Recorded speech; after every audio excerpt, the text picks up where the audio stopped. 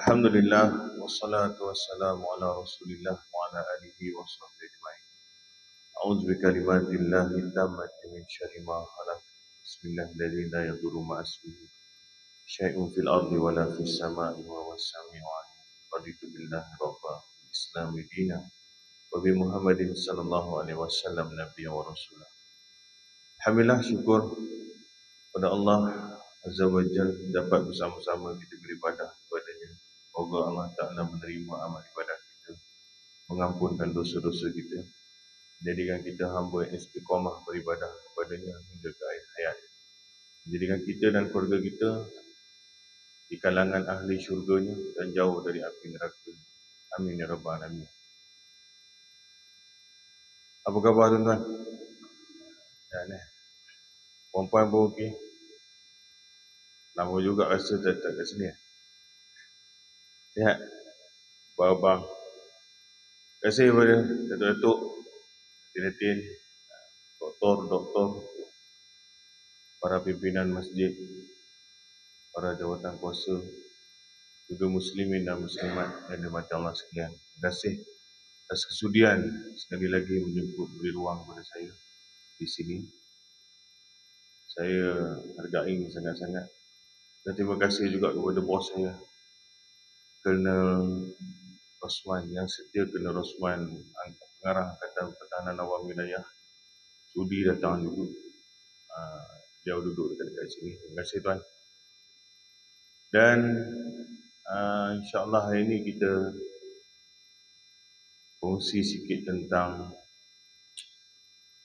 apa yang kita, seorang daripada sahabat Nabi minta Nabi ajar ataupun bagi penjelasan tentang cara macam mana nak mendapat kasih sayang ataupun cintanya Allah kepada dia, dan manusia pun cinta pada dia serentak kita nak Allah suka kita dan manusia pun suka kita, kasih kepada kita. Allah kasih kepada kita, manusia pun kasih kepada kita. Hadis ni kalau tuan-tuan nak tengok, boleh jumpa dalam hadis 40, hadis ke-31. Dan kita hadis 40 Imam Nawawi ada hadis nombor 31. Hadisnya berbunyi, An Abi Al-Abbas Sahal bin Sa'id As-Sa'idi radhiyallahu anhu qala jaa rajulun ila Nabi sallallahu alaihi wasallam faqala ya Rasulullah dullani ala amalin iza amiltu ahabbani Allah wa ahabbani nas faqala azhab fid dunya yuhabbakallahu wazhab fima indan nasi yuhabbakan nas. Hadis Hasan, rawahul Ibnu Majah dan lain-lainnya. Apa terjemahan dekat sini dari Abi Al-Abbas Sahal? Katanya telah datang seorang lelaki kepada Nabi SAW lalu berkata, berhenti situ dulu. Datang seorang lelaki bertemu Nabi SAW lalu berkata, ya Rasulullah, tunjukkanlah kepadaku satu amal yang apabila aku kerjakannya dikasihi aku oleh Allah dan dikasihi aku oleh manusia. Dia minta satu amal yang apabila dia kerjakan, Allah kasih padanya, manusia pun kasih padanya. Lalu Nabi SAW menjawab, hendaklah zahid pada dunia, nescaya engkau dikasihi oleh Allah, dan engkau zuhud juga pada apa yang ada di sisi manusia, nescaya engkau dikasihi oleh manusia. Jadi kita cerita sikit tentang, tapi ambil satu peringkat. Pertama sekali, sahabat dulu, kalau jumpa Nabi, jumpa sahabat lain yang lebih utama, dia minta nasihat. Nasihat ni mereka minta. Maknanya, jumpa orang alim, jumpa orang lagi bagus, mesti ambil peluang untuk tanya, tolong advice aku. Tolong nasihat aku, tolong tegur aku macam tu. Ini praktik ni dah tak ada zaman sekarang ni, agak sukar. Kenapa? Kerana minta tu pun susah, bila kita nasihat pun dia lari. Dia tidak mahu dinasihati. Jangankan dia nak minta nasihat, bila kita bagi nasihat tanpa dia minta pun tak mau. Contoh di surau saya dulu, lama dah, ada satu jemaah ni, pakcik lah, lebih kurang lah, pakcik berusia. Dia semayang-semayang, datang surau dia tunggu duduk. Dia tunggu duduk, takbir pun duduk sekali. Memanglah kita faham lah dia ada uzuran tu. Tapi datang naik motor, boleh berjalan, boleh ambil wudu. Bila solat terus duduk. Patut-patut dirilah dulu masa takbir pertama tu. Kalau alignment problem ke absorber problem, tunggu lepas berapa second. Allahu Akbar, Allahu Akbaru kabira walhamdulillah kasuk. Dia tak boleh pergi dah, duduklah. Pasal dia bukan datang kursi roda. Kalau datang kursi roda, duduklah terus. Kalau datang dengan stretcher, ambulans, duduklah baring terus. Atau datang orang papah, orang pimpin, faham lah. Tapi ni datang berdiri, naik motor. Elok. Maknanya masa takbir pertama tu patut-patut bolehlah berdiri. Masa tempat yang dia tak boleh berdiri tu baru duduk. Itu utamanya, dan memang sebenarnya kena macam tu. Kalau solat sunat tak apa, solat wajib. Jadi sekawan saya imam masa tu, arwah dah, Allahumma filahu warhamhu, dia tegur elok-elok bang, lepas ni kalau boleh semayang diri dulu, pasal kemudian baru duduklah. Dia tegurlah, tegur ikut fiqah lah. Itulah jasadnya terakhir yang kita lihat kat surau tu. Lepas daripada tu terus tak datang. Jadi masalah tu kalau kita nak nasihat orang, pasal dia jadi macam jenayah. Orang dulu minta dia nasihat, jumpa Nabi, jumpa sahabat Nabi, tolong tegur aku. Ini tak minta kita tolong tegur pun dia tak boleh juga. Tuan-tuan tak macam tu bertegur orang. Itulah last kali jumpa muka dia. Kalau rasa nak panjang kawan dengan dia, jangan tegur. Macam tu jadi. This is a big problem, big issue sekarang. Baik, dulu sifat mereka macam tu. Dan ini soalan yang dia tanya ni sangat bagus. Dia tanya, ya Rasulullah, tunjukkanlah kepada aku satu amal yang apabila aku buat, aku kerjakan, Allah kasih pada aku, manusia pun kasih pada aku. Ada amalan yang kalau kita buat, Allah suka, manusia tak suka. Ada amalan yang kita buat manusia suka, Tuhan tak suka. Dan apa amalan yang kalau kita buat, dua-dua suka. Tapi kita kadang-kadang pedulikanlah yang orang tadi itu suka. Pasal kita nak Allah suka, nampak? Tapi dia boleh jadi dia tak suka. Pasal tu dia tak datang lah.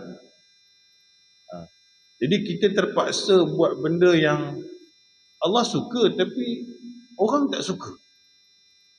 Jadi kawan ni tanya, apa amalan yang aku boleh buat Allah suka, manusia pun suka. Susah ni. Kebanyakannya kalau yang Allah suka, orang tak suka. Jadi tuan-tuan ada satu hadis lain. Nabi kata apa? Apabila kita buat sesuatu dengan murkanya manusia, dengan murkanya Allah, tapi mencari redanya manusia.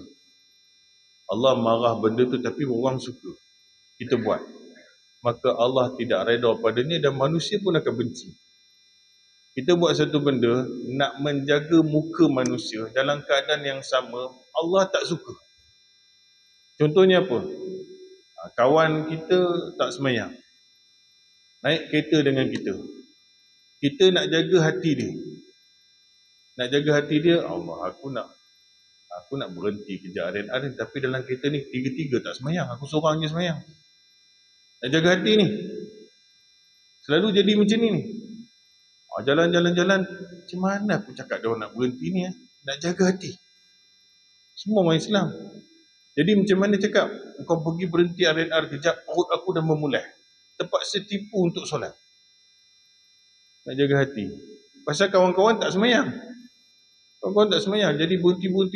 Dia pergi jambat cepat-cepat. Kawan lain duduk dalam kereta tu. Tunggu. Kenapa lama sangat ni?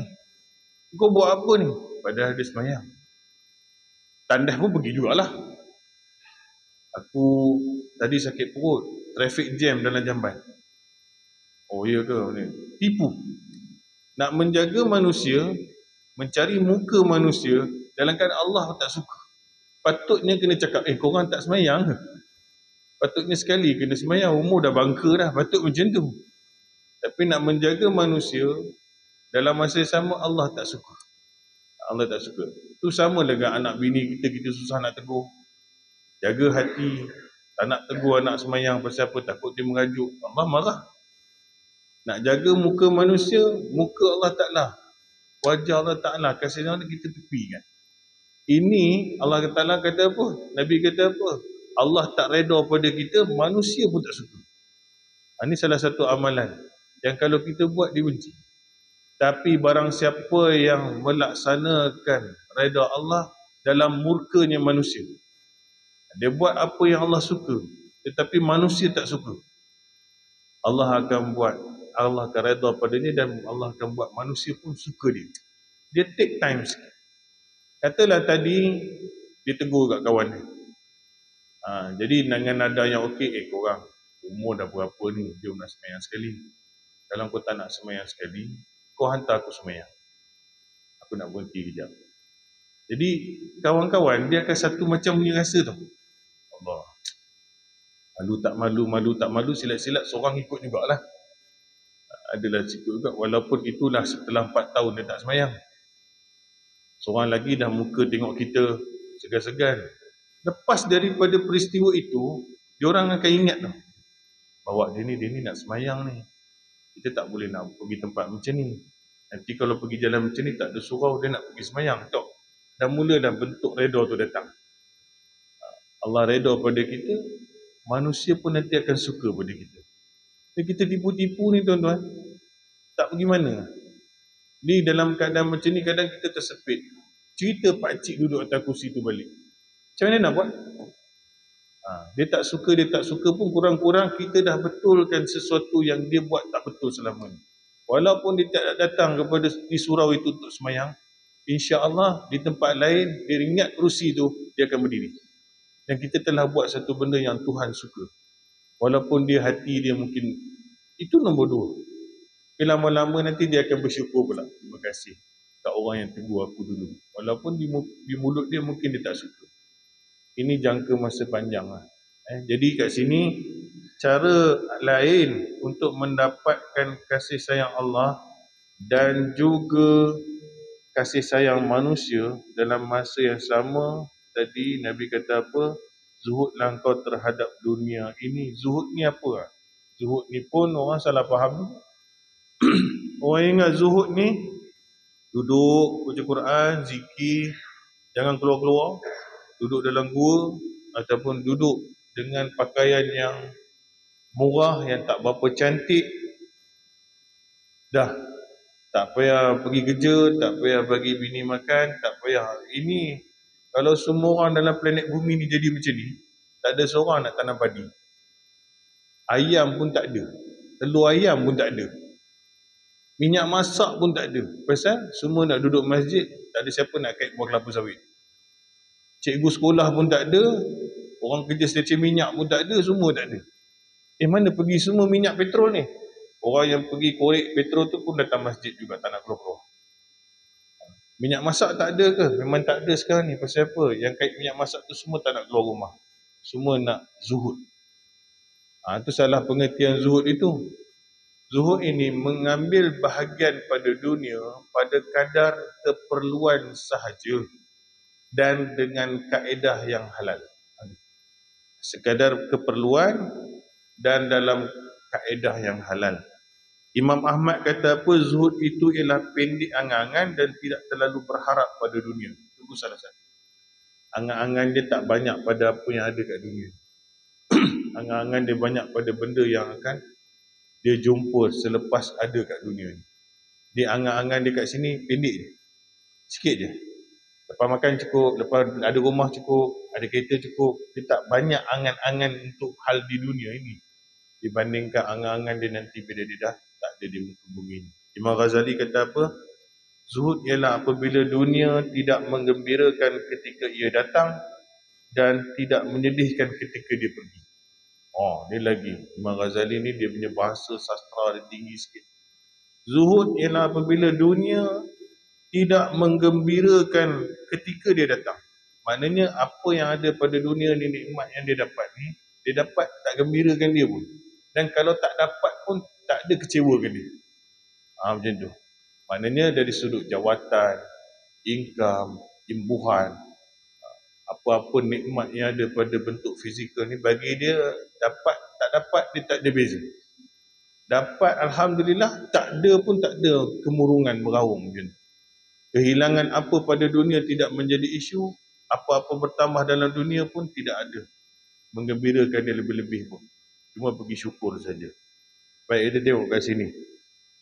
Zuhud ialah pendek angan-angan, ataupun zuhud adalah mengambil bahagian daripada dunia sekadar perlu dalam kaedah yang halal. Okey.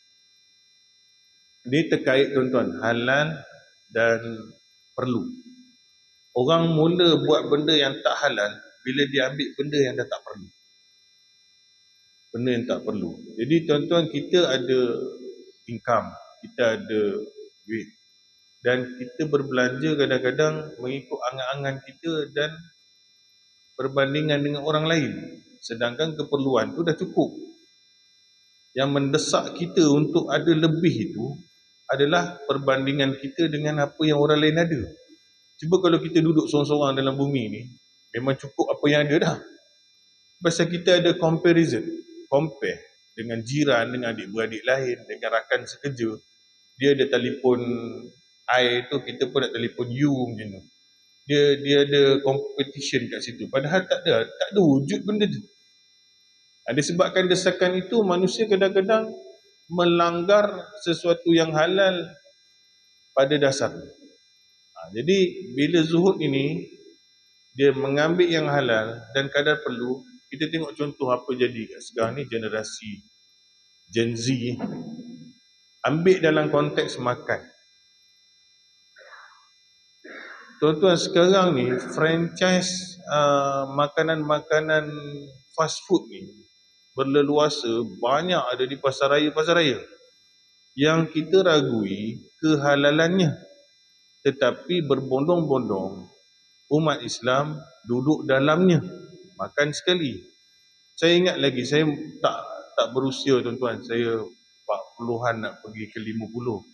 Saya ingat tahun 80, dulu awal 80, ada KFC, A&W baru-baru nak ada kot, McDonald, macam tu je lah 3. Ada Sateria dekat utama. Kalau shopping mall pun ada Emporium, Batu Road, megah sikit Ampampak. Tu dululah. Nak ada makan KFC ni dulu, dia ke level menteri tau. Bapak saya tak tahu macam mana dia kumpul duit, dia bagi saya makan KFC. Masa tu 80 berapa dah, awal 80. Panggil jiran-jiran, kawan-kawan jiran-jiran datang. Berlele-aliuh tengok KFC. Dia makanan yang berhormat punya. Nak makan tu kira level kaya punya lah dulu kan. Betul tak? Dulu lah. Makanan mewah. Dan tentu halal insya-Allah. Sampai hari ni wujud lagi lah. Hal isu boykot tu kita satu tempat lain lah. Tapi halal tu halal lah macam tu. Halal kandungan daging tu. Hari ni tuan-tuan pergi pasar raya paling dekat. Yang besar-besar sikit, My Town ke apa ke, tak kisahlah pasar raya apa pun. Tengok food court, tengok franchise makanan-makanan ni, fast food ni. Daripada China, daripada Korea, daripada mana hala pun ada. Yang kita tengok anak-anak kita semua main pergi je. Main pergi. Tanpa ada logo halal ke apa, tak ada. Tak fikir. Kesalahan pertama, saya tak tahu anak-anak muda tak ada kat sini nak tegur. Bila minta kerja kedai makan, pastikanlah kedai makan tu kedai makan yang halal. Jangan ingat kedai judi, kedai arak saja haram. Kalau pergi kedai makan, makanan tu tak halal, anda telah menjual benda yang haram. Ni kena tonton sendirilah, educate anak cucu. Dia orang sekarang ni cuti sekolah. Semua nak kerja part time. Kerja part time banyak makanan F&B. Kalau kerja kedai kamera, kita tak tanyalah logo halal. Kedai telefon, kedai kasut, kedai beg, kedai kain, okey lah. Kedai basikal, takkan nak tengok logo halal kat basikal tu. Jual lah basikal tu. Masalah bila kerja kedai makanan, makanan dia boleh halal dan haram. Saya tak cakap lah yang tak ada logo halal tu haram. Tetapi kalau tokinya bukan Islam, diraguilah barangan kandungan yang dia belinya. Macam tu. Jadi bila makanan itu franchise besar, sewajarnya dia ada logo halal. Kena daftarlah dengan kerajaan, kena ambil lah lesen tu, tak ada. Jadi cara yang mudah, pertama modus operandinya ialah melabelkan makanan-makanan franchise ni dengan nama Melayuan. Kopi Kampung Ahmad ke, Warung Pak Samad ke. Saya ambil contoh je lah ni. Jadi nama kedai ni nama Melayu. Color pun color Melayu. Sila-sila ada Jawi sikit. Owner bukan Islam. Ini banyak tuan-tuan kalau nak senarai ni, dia ada Facebook yang kaji benda ni. Dia cari sampai SSM, sampai tengok kepada Board of Director. Nama kadang-kadang tuan-tuan, saya malah nak cakap je. Kalau saya cakap ni rekod ni, takut surat saman sampai. Dengan hasanah sekali kena. Saya tak payah cakap. Saya cakap umum, tuan-tuan cari sini. Nama tu kita tengok, Allah ingatkan orang Tanjung Pinang ke? Orang Penang, orang Sabak Bernam je Toki. Rupanya bukan sini. Jadi ni, nama Melayu, warna wajah kedai Melayu. Satu cara. Jadi tertariklah orang-orang kita, ingatkan Pak Samad punya kedai, Pak Ali punya kedai, punya bukan. Cara kedua ialah menerima pekerja-pekerja Muslim sebagai pekerja. Jadi anak-anak Melayu banyak kerja kat tempat yang macam ni, yang membuatkan kekuatan untuk tarik orang Islam tu datang lagi kuat. Selain daripada paparan nama kedai macam Muslim, orang Muslim kerja dalam tu. Kat sini yang sangkut ni. Kenapa kena kerja tempat yang kita ragu dan tak ada sijil halal? You Islam. Bila you orang Islam, kerja dekat premis macam tu, orang akan tengok tudung. Cara kaedah orang sekarang tengok halal tak halal, ada budak Melayu kerja. Ada orang pakai tudung kat kaunter. Dapatlah sijil halal. Dengan pakai tudung duduk kat kaunter. Duduk kat cashier. Halal datang daripada wajah. Bukan daripada ujian ataupun pemeriksaan. Jadi, cara kedua, letak anak-anak kita bekerja. Salah bukan salah mereka. Salah anak-anak kita, kenapa tak jaga tempat kerja. Kalau kilang judi, tempat judi, dia tak pergi. Dia tahu haram. Tapi makanan boleh. Pasal nampak macam okey je. Viral je. Macam tu. Bila mereka kerja, kita pula tengok-tengok kedai macam Melayu. Yang kerja orang Melayu. Ya, logo halal ada tak ada, tak apalah. Kat pasar malam pun tak ada logo halal. Kak Limah jual nasi lemak depan tu pun tak ada logo halal. Bolehlah ni datang ketiga. Bila pengunjung Islam ramai, maka tiga kekuatan dia dah ada. Rupa nama Islam, Muslim, pekerjanya Muslim, pengunjung dia pun Muslim. Jadi bila kita lalu, lapar perut, dah tak tengok dah benda lain. Nampak orang Islam ramai dalam tu, yang jaga cashier orang kita, yang nama kedai pun nama Melayu, telan sekali. Ada pula lah pakcik-pakcik pakai kopiah duduk dalam tu, pakai serban duduk dalam tu. Orang pula lalu yang ragu, kedai ni kedai dia tak ada halal ni. Itu ustaz tu ada dalam tu. Haji tu pun ada engkau ni. Tengok. Orang punya penilaian halal tu dah jadi macam ni. Itu yang ketiga. Yang keempat, dia nak bagi lagi kau. Ambil satu director, orang Melayu, bubuh bagi 5 to 10%. Jadi ambil muka kawan ni, tepek kat depan poster boy, sign kat bawah. Kita ingat kedai dia. Dia ada 5%. Itu pun tak tahu berapa bulan sekali dia datang office. Ini pun banyak. Dia letak one of the director Muslim. Seorang. Tapi bukan major share. Minor share. Dan silat-silat dia tak kontrol pada pengurusan dan pembelian barang.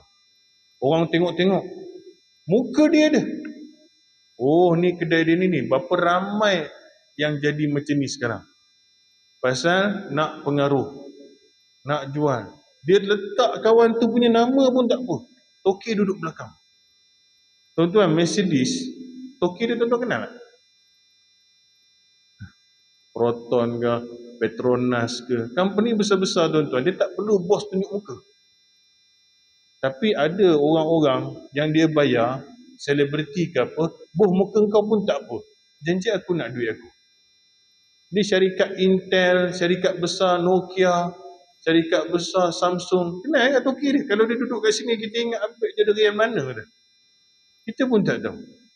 Jadi dia tak ada tersibuk-sibuk nak letak di muka dia. Pasal dia bukan jual muka dia, dia jual telefon. Dia jual telefon, dia jual barang. Dia nak letak laku, dia letak duta. Duta ni ahli sukan ke, kalau pakaian sukan. Kalau artis mungkin make up ke, bagian pakaian ke, macam tu. Bukan dia punya kedai. Bukan dia punya barang. Jadi bila ada muka sekian-sekian, tanda tangan sekian-sekian, kita ingat dia punya kedai. Cek-cek, oh dia ada persen pula. Jadi ini dah masalah. Tuan-tuan, saya pesan lah. Kalau ada logo halal, walaupun kedai tu kita tengok macam nama dia, nama bukan Islam, percayalah JAKIM telah ambil peranan untuk jaga kandungan itu. Ustaz, orang kafir ni punya makanan kalau kita makan jadi kembang tekak lah Ustaz. Tak boleh terima. Tuan-tuan, dalam pasar raya yang tin, yang bungkus tu semua majoriti, barangan bukan Islam. Ni saya boleh sebut lah. Biskut Hapseng tu, nama pun Hapseng. Nama pun Hapseng. Dia tu. Aik Ciong Kopi. Dia tak ada sorok pun. Dengan muka apek tu bubuh kat depan. Tapi halal. Halal pasal negara kita Amirul Mukminin. Kita dah iktiraf benda tu halal. Jadi kita makanlah. Segala air kotak. Segala mi segera. Roti, apa benda ada dalam pasar raya tu, saya cakap 99% produk bukan Islam. Yang kerja dalam kilang tu pun bukan orang Islam. Silap-silap Myanmar ke Nepal ke apa, kita pun tak tahu. Gula itu sendiri, kilang dia bukan orang Islam. Garam itu sendiri pun sama. Tapi kita pegang apa? Halal itu. Ada orang berhati-hati sungguh. BMF, silakan. Dia cari dalam banyak sos mana yang company orang kita. Dalam banyak kicap apa yang orang kita punya. Alhamdulillah ada orang macam ni. Tetapi tak nafi juga kalau minyak masak yang kita beli bukan produk Muslim. Tapi halal itu. Para Nabi dulu tuan-tuan, mak ayah ramai bukan Islam. Dia duduk rumah yang sama.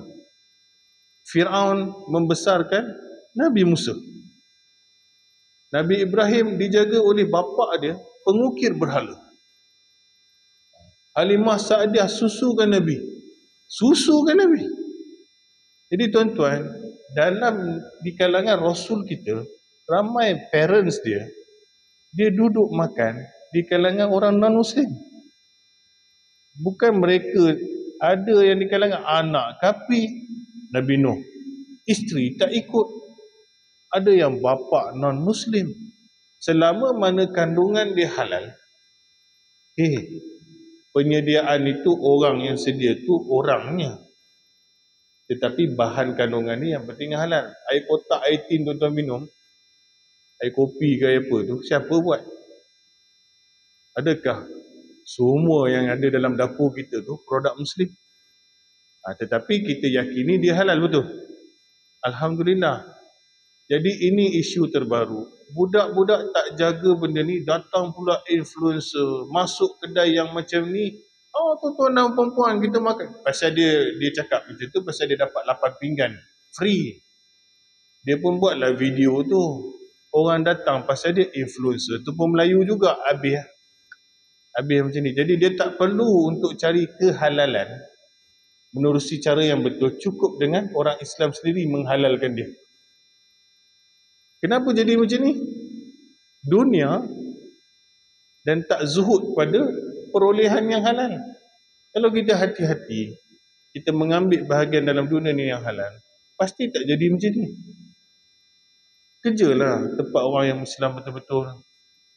Saya yakin, kalaulah bukan Muslim yang kerja di situ, kedai itu tak ada orang datang. Saya cakap terang.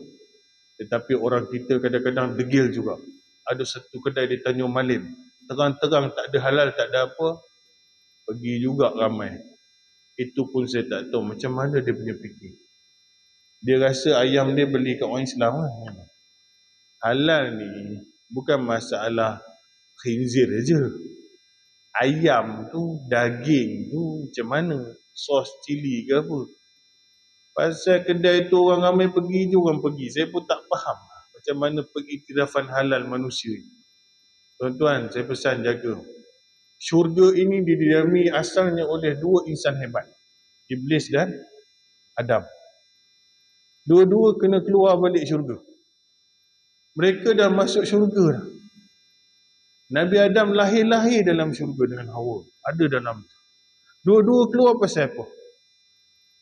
Dua-dua keluar pasal apa? Iblis tak nak hormat, sujud pada Adam, manusia. Adam keluar pasal apa? Pasal makan satu buah larangan. Tuan-tuan rasa buah tu haram ke tak? Ada ke benda haram dalam syurga? Nampak Kalau kita masuk syurga balik nanti, insya-Allah kita semua masuk syurga, buah tu nanti tak boleh makan ke boleh makan? Kenapa ada benda haram dalam syurga ni? Dan buah tu untuk siapa? Bukankah untuk Adam juga? Apa yang dalam syurga ni semuanya kita boleh ambil, betul? Tetapi kenapa ada larangan ketika itu? Larangan itulah disiplin. Larangan itulah ujian. Bukan mesti benda tu haram, tuan-tuan. Kita tak bagi orang masuk masjid sini pukul 9 pagi kara, bukan haram masuk sini. Tetapi adalah sebab musabab yang kita nak buat dalam ni yang orang tak boleh masuk ketika itu.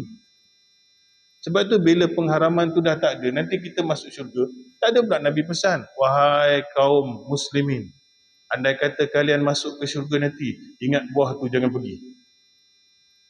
Nampak? Ketika itu, masa itu. Jadi Nabi Adam pun tersilap. Jadi Iblis hasut dia, dorong dia, tarik hati dia. Dia pun teringin. Dalam banyak-banyak pokok dalam syurga itu juga dia nak pergi. Tuan-tuan tahu tak? Jannah ni datang daripada perkataan apa? Jannah tu sendiri silangan dahan-dahan pokok tau. Nak ceritakan syurga ini satu tempat yang banyak pokok. Nama syurga itu, Jannah tu datang daripada silangan dahan-dahan pokok yang berlapis-lapis. Tak nampak di sebelah sana. Pokok. Dalam banyak-banyak pokok tu juga yang dia terhasut. Lepas tu kita dalam banyak-banyak pekerjaan yang ada dalam planet bumi ni, kedai tu juga yang kau sibuk. Kenapa? Dalam banyak makanan yang kita boleh telan, kedai tu juga dah kebulu sangat ke? Manusia dia ada sifat ni. Yang tak bagi tu dia teringin sikit. Okey, Nabi Adam makan sikit. Saya rasa dia tak gigit habis pun. Sikit. Habis. Tersingkap aurat dia. Keluar dia daripada syurga. Dua insan hebat dulu ni, Nabi Adam hebat teruslah. Iblis ketika itulah. Pasal dia ahli syurga. Dua makhluk Allah Ta'ala yang asalnya ahli syurga ni keluar. Satu pasal tak nak sujud pada Adam. Satu lagi pasal, tuan-tuan ingat Iblis keluar syurga bukan tak sujud pada Allah. Dia tidak hormat Adam. Macam mana anak cucu Adam nak masuk balik rumah tu, Allah dia tidak sujud. Kalau Iblis tak sujud pada Allah, dia tak masuk syurga langsung. Takkan dia ada dalam syurga kalau dia tak sembah Allah. Dia tidak ada masalah puasa. Dia tidak ada masalah solat. Dia tidak derhaka kepada mak bapak. Dia ahli syurga. Tuan-tuan ingat tidak masuk syurga melainkan seseorang yang ada secebis sombong. Asal dia pun tak sombong. Dia orang baik. Dia baik. Kalau tidak, takkan Allah muliakan dia dalam syurga itu. Tapi pasal dia tak sujud pada Adam. Adam ni saya nak tanya, Tuhan ke manusia? Manusia. Dia kira engkar arahan lah. Manusia. Tapi ada manusia tak sujud pada Tuhan. Boleh masuk ke syurga? Seburuk-buruk iblis, dia masih sujud pada Allah. Macam mana manusia, kita kata dia baik, tapi dia dahi dia tak turun sujud pada Allah. Ini lagi sombong. Iblis sampai hari ini, dia kalau sebut Allah, ya Tuhanku. Ada manusia, Allah dia tak sebut. Dia tak mengaku Allah itu Tuhan. Ada manusia jadi Nabi, mengaku jadi Nabi palsu. Iblis tak pernah mengaku dia jadi Nabi. Teruk betul dahsyat orang ni. Dan seteruk-teruk iblis, tak pernah dia mengaku dia Tuhan. Dekat Malaysia, ada Tuhan Harun sekali. Saya bukan, ustaz ni macam nak ringankan dosa iblis, ya tak lah. Tapi nak tunjuk, perangai manusia ni, rasa nak masuk syurga, yang iblis tak buat pun dia buat. Itu. Jadi iblis keluar syurga tak sujud pada Adam. Saya nak ambil Nabi Adam keluar, gigit satu buah. Yang buah tu pun bukan muhalazah. Buah ni tuan-tuan, bukan ayam tau. Ayam kena sembelih. Buah tak payah sembelih.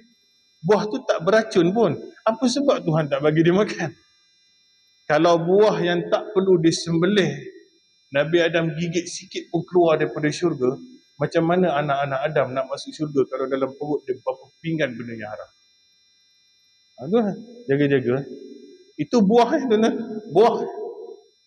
Allah ada larangan dia halal dan haram. Yang jelas. Satu pinggan benda tak sembelih lagi teruk daripada apa yang Adam AS pernah gigit. Itu buah. Itu buah. Macam mana tuan-tuan? Kalau halal dan haram ni kita tak tapis. Dah lah tak semayang mungkin. Makan pun tak jaga. Dua benda ni. Tak sujud dan tak jaga sumber makan. Tak masuk syurga.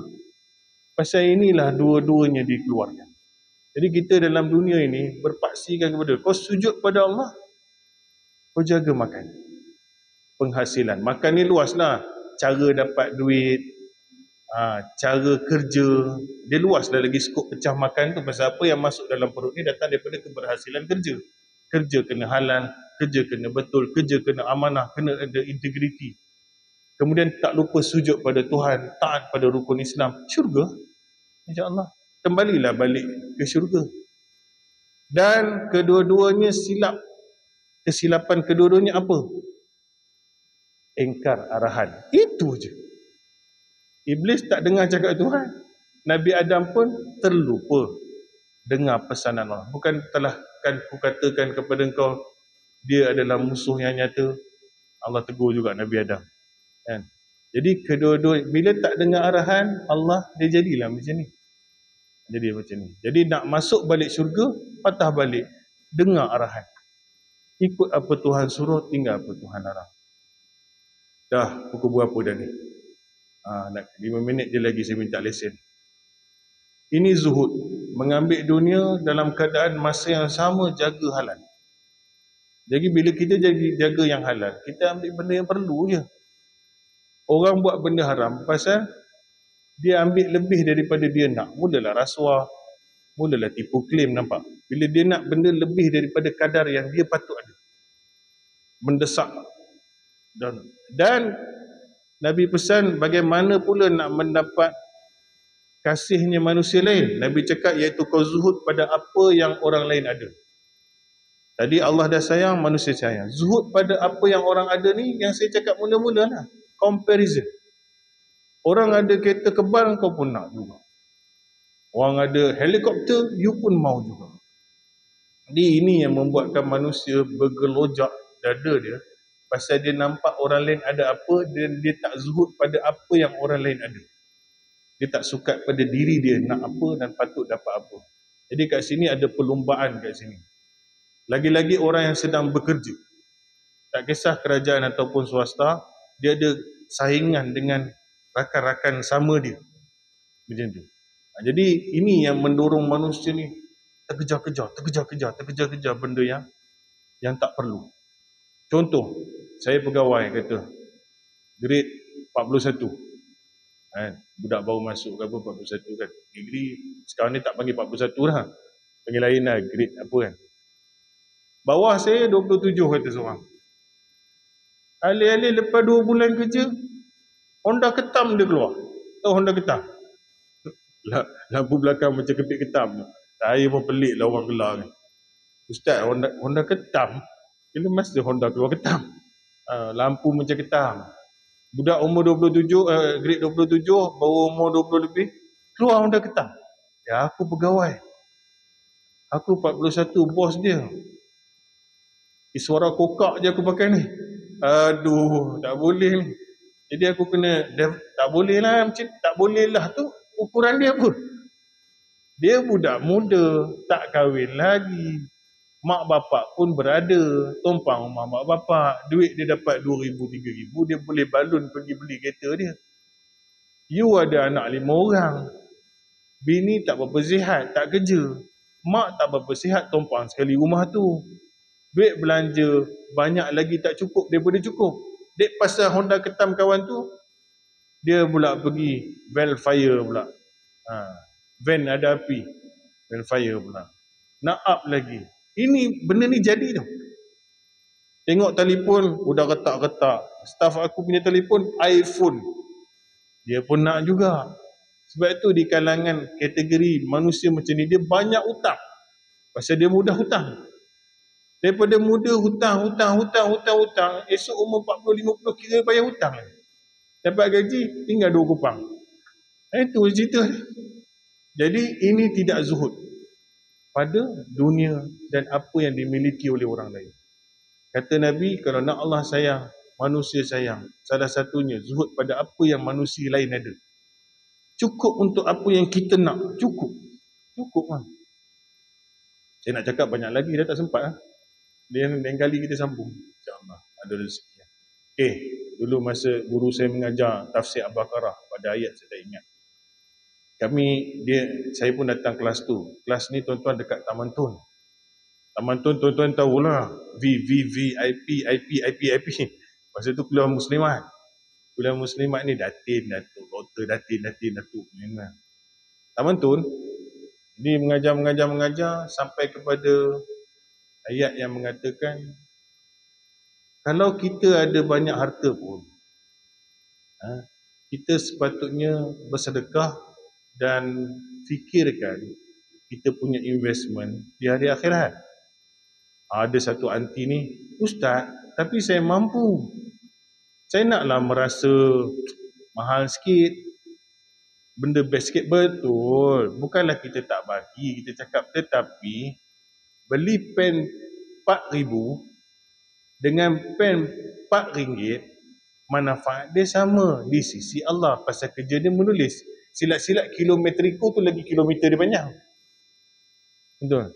Apakah menulis dengan pen 4,000 dengan pen RM4 beza pahala? Nampak? Sama. Bila matlamat dia sama. Pen 4,000 kalau beli, boleh baik demam. Kalau keluar hujan tak kena. Kalau sakit pinggang gosok boleh baik. Okey lah, manfaat dia banyak. Tapi pen sekali macam jam lah. Jam 40,000 dengan jam 4,000, dia tetap tunjuk masa juga. Itu je. Di akhirat nanti, penilaian pada barang itu sama dengan yang RM40, RM400, pasal manfaat dia sama. Kawan saya explain lah.